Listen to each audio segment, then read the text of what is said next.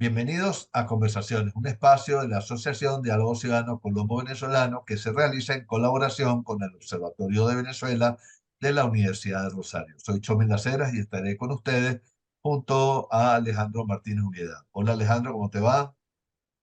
Muy bien, Chomin, teniendo hoy en nuestro programa como invitada a Genovis Mundaray, quien es una psicóloga venezolana radicada en España. Sí, con Genovis Mundaray conversaremos sobre un tema importante para todo el éxodo venezolano repartido pues en medio mundo, como es el tema del duelo migratorio. Bienvenida, Genovis, ¿cómo estás? Muy bien, gracias por la invitación. Genovis, tú te has dedicado en una medida importante al tema del duelo migratorio, que es Así es. fundamental en estos momentos que hay tantos venezolanos fuera del país. ¿Cómo lo defines, el duelo migratorio? Bueno, el duelo migratorio es un proceso normal, al igual que todo duelo, es un proceso, una reacción psicológica que se tiene ante la pérdida de algo, ¿no? Ante la pérdida de una relación, de un vínculo emocional que uno tiene, bien sea con el país, con una persona, un vínculo emocional. Y el país de origen, por supuesto que tiene múltiples vínculos emocionales, y el duelo migratorio es ese proceso que se atraviesa cuando tú emigras o te vas o pierdes todos esos vínculos que tienes allí, ¿no? Y como todo duelo, pues no comportaría, no debería comportar ninguna problemática de salud mental grave, sino que simplemente es un proceso que se debe atravesar con todo el dolor que comporta, con todo el sufrimiento y la aflicción que puede comportar, pero que luego debería recolocarse esa pérdida y generarse una narrativa que permita soportarla, ¿no? Que permita vivir con ella, inclusive tener una ganancia, que es la integración y una nueva identidad con ese proceso migratorio, que es lo que se espera. Sin embargo, claro, es un duelo distinto al duelo por la pérdida de un familiar, porque, claro, no es un duelo completo, porque siempre el país está ahí y tú tienes la fantasía de que puedes regresar, no hay un cierre, y claro, eso lo complica. Además de eso, es un duelo múltiple, porque hay diferentes pérdidas. Se han descrito, bueno, por lo menos Joseba Chotegui, que es un profesor de la Universidad de Barcelona, que tiene un programa para la atención de la salud mental de los migrantes y de grupos humanos vulnerables. Describe que, bueno, son 7 duelos los que se dan en la migración, y es, bueno, por la familia y los amigos, por la pérdida de la cultura, o el cambio de cultura y el estrés aculturativo que eso implica, la pérdida, además del paisaje, del paisaje al que estás acostumbrado, la pérdida de la lengua, porque aunque tú te mudes a un país que habla tu misma lengua, ya no te puedes comunicar de la misma forma, porque el dialecto también es distinto. A la tierra, al estatus social, que es fundamental. O sea, hay cantidades de venezolanos, por ejemplo, haciendo Uber, que han tenido una pérdida total de su estatus, de su grupo de referencia. O sea, que es un duelo que comporta 7 duelos, ¿no?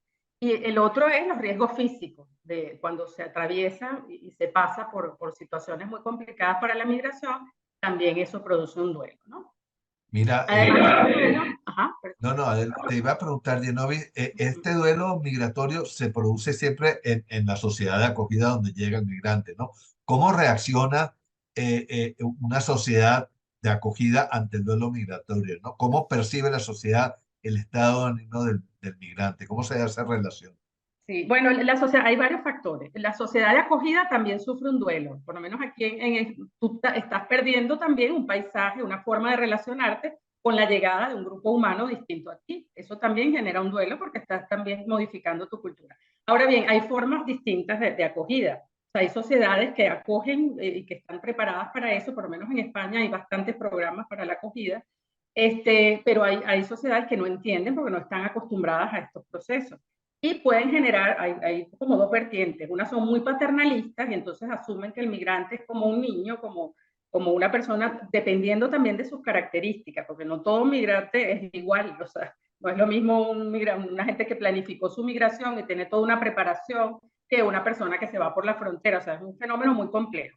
Pero si nos referimos a los grupos vulnerables, entonces se dan como dos variantes. O eres muy paternalista o patologizas, muchas veces también lo conviertes en patológico, las manifestaciones emocionales que puede tener un migrante. Entonces tú no lo puedes convertir en una patología. O sea, no es una depresión, no es un estrés postraumático, no es un trastorno adaptativo, es un proceso de duelo distinto que si se complica, se puede convertir en lo que se llama el síndrome de Ulises, que es un estrés reactivo y prolongado ante situaciones múltiples estresantes que no pueden ser elaboradas.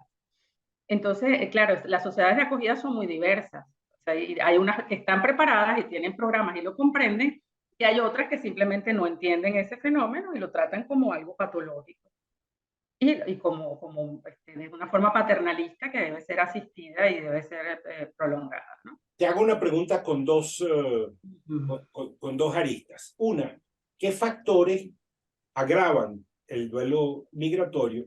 Pero también te preguntaría, ¿es posible en la migración vivir la migración como una nueva oportunidad que se abre, vivirla con alegría? Claro, claro que es posible. O sea, sí, por ejemplo, John Berry, que es un psicólogo canadiense que se ha dedicado a entender un poco cómo es el proceso de aculturación y de integración a las nuevas latitudes, a los nuevos países. Y además todos los estudios que se han hecho señalan que la migración hay que darle una narrativa distinta. Es un fenómeno de transformación personal que puede ser muy positivo, pero que, bueno, comporta el duelo y por supuesto hay que elaborarlo. Ahora bien, ¿qué factores lo agravan? Bueno, por supuesto las características con las que se migra. Si tú lo planificaste, si emigras con tu familia, si eres un migrante que no es forzado, por supuesto que el pronóstico emocional es mucho mejor. Pero si tú tienes toda una cantidad de situaciones personales que no permiten esa integración, que la dificultan, pues el pronóstico se hace distinto, ¿no? Se complica.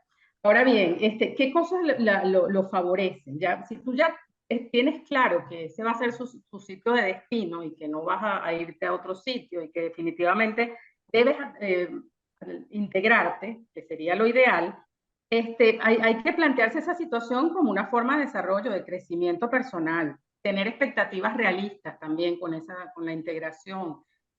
Hay que permitirse sentir y darse un tiempo, o sea, tampoco puedes negar que está ocurriendo toda una cantidad de pérdida, hay que llorar, hay que sentirlo, y una cosa importante es no aislarse, o sea, uno tiene que tratar de generar grupos, tanto con los locales como con con tu gente, para poder tener un proceso más sano, que no pierdas, que no haya pérdida. ¿Por qué? Porque mucha gente suele asimilarse por completo a la nueva cultura y entonces negar la que ya traía, y ahí ya estás empobreciéndote culturalmente.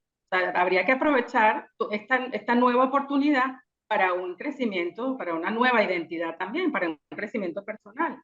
Entonces, el negar a la nueva cultura o quedarte solo con tu gueto, con tu grupo de referencia, eso es una pérdida y es desaprovechar la oportunidad. Bueno, Entonces, bueno, eso, la recomendación es esa, integrarse. muchísimas gracias, Genovis Mundray, por acompañarnos en el día de hoy. Los esperamos la próxima semana en una nueva emisión de Conversaciones de la Asociación Diálogo Ciudadano Colombo Venezolano.